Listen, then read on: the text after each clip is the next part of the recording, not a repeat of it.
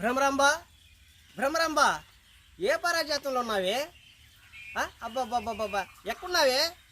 నేను మీ గురించే ఆలోచిస్తూ ఉన్నానండి. నా గురించా? ఏం ఆలోచిస్తున్నావు?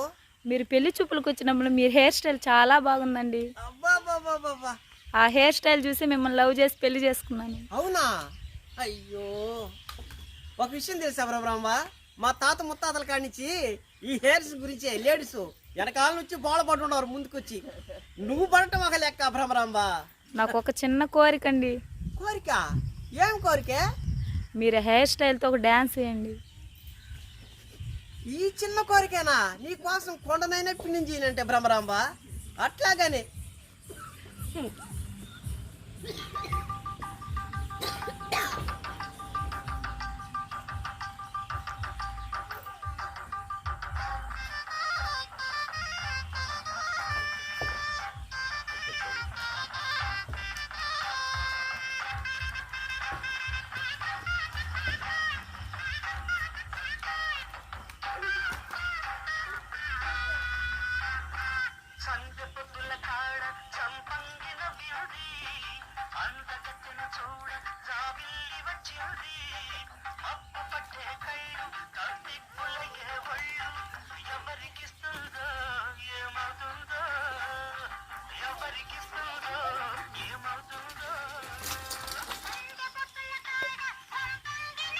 ఏమండి, తల మీద చేయి పెట్టుకోండి.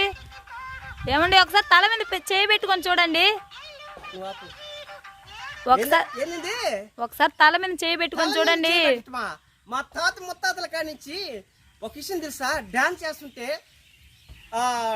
బద్దలు కుట్టుకున్నా కానీ స్టేజీ ఆపరే నన్ను ఈ కింద నేను డాన్స్ చేస్తుంటే ఒక్కసూరి ఆపు, ఒక్కసూరి తల మీద చేపెట్టే తగ్గేది లేదు, ఆగేది లేదు. ఒకసారి పెట్టుకొని చూడండి. పెట్టేస్తే పోదా? ఎందుకో? సరే పెట్టేస్తే పోతాను. అవును, మనకి ఇంటికి వెళ్ళామని డౌట్ వచ్చిందా భ్రమరాంకి? పెట్టేస్తే పోదా? సరేలే.